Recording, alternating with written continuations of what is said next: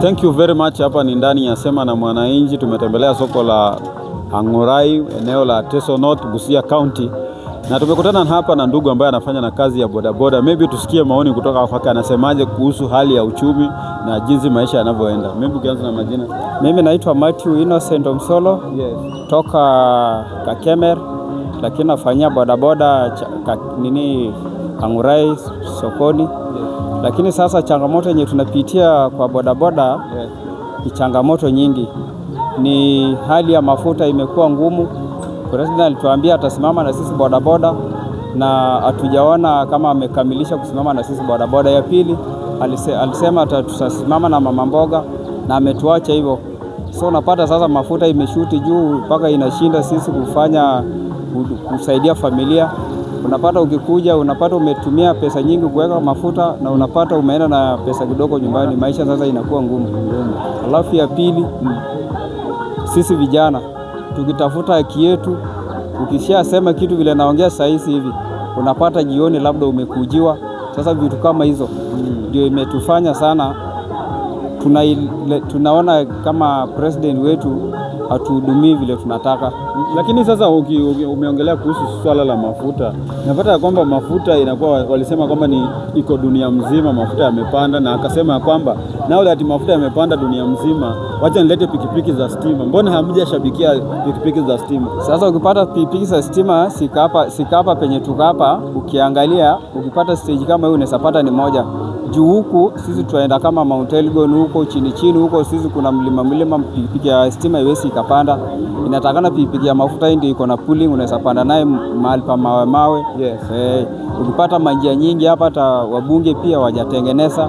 Sasa unapata vitu imetoka huko juu mpaka hapa chini. Unajua nyumbani baba ndio huwa anafanya maneno, ndio sasa mama na watoto wanafuata. Lakini sasa vile president naye ametuweka maisha hiyo. Sasa mpaka wadogo wake pia wabunge, magavana wametuweka tu barabara nyingi ni mbaya. Sasa unapata uwezi ukatumia hiyo pikipiki ya stima huko.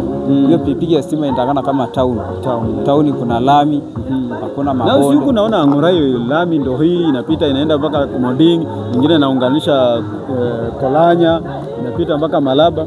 Unajua hata ukiangalia hizi pikipiki zetu, kwa lami huwa inaenda kama 1 kilomita, kama imeenda sana ni 5 kilomita na unaingia ndani. Unajua sisi hapa abiria wengi ni wa ndani.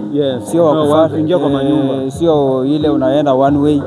Ni watu wa kuingia kwa nyumba, alafu akupigie simu kuja unichukue, vitu kama hizo. Na unapata labda mwingine amekaa hata barabara haijawahi fika kwake.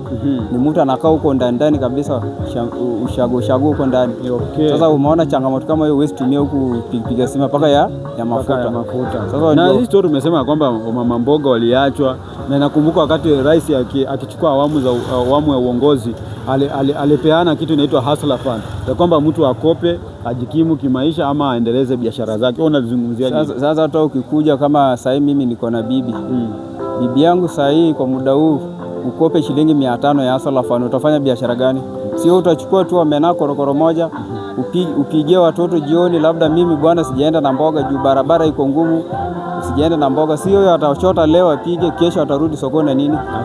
Angesema Hustler Fund at least ile ya 10,000, hiyo ndio ingekuwa afadhali, mtu anaanza biashara. Sasa shilingi 500 utaanza biashara. Lakini ilikuwa ya kwamba ukilipa then ina grow. Sasa utalipa paka lini? Na biashara inatakana ukue na capital ya kwanza alafu na backup.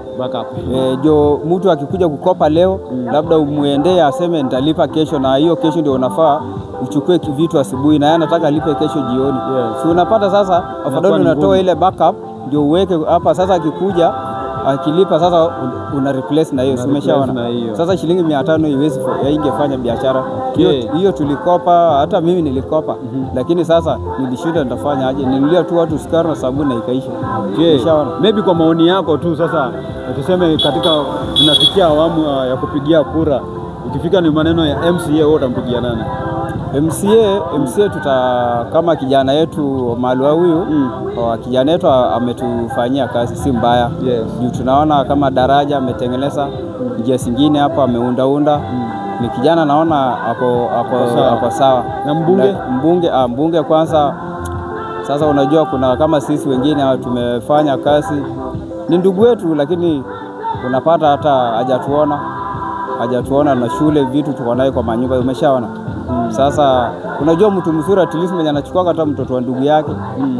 Barabara ndio hizo tunalia na ni mbaya. Ukienda kama barabara ya Changara, kutoka Changara shuleni kuja hivyo ni mbaya. Sasa hii nimetoka ingine kutoka Kitobo, uteremuke hivi unakuja Boloe, hiyo hapo kwa flyover, hiyo ni mbaya na tuko na governor. Hata hii tu kutoka hapa tu Ang'orai kuenda paka Boloe, hiyo pia ni mbaya. Sasa unasema yeye hatarudi? Hatarudi unless akose na mtu mwenye atapiga. Women rep Omanyo, yeye pia sioni. Sioni. Hata governor sioni. Senator labda ndiye anaenda tu. Yeye ndiye anaweza rudi. Okay, asante sana. Huyu ni ndugu kutoka maeneo ya Ang'orai. Yeye ametoa maoni yake ya kwamba serikali ipunguze bei ya mafuta, angalau pia at least wakifanya biashara zao ili wapate kitu cha kurudi nacho nyumbani. Hatuna la ziada ila kuachia hapo. Until next time. Thank you.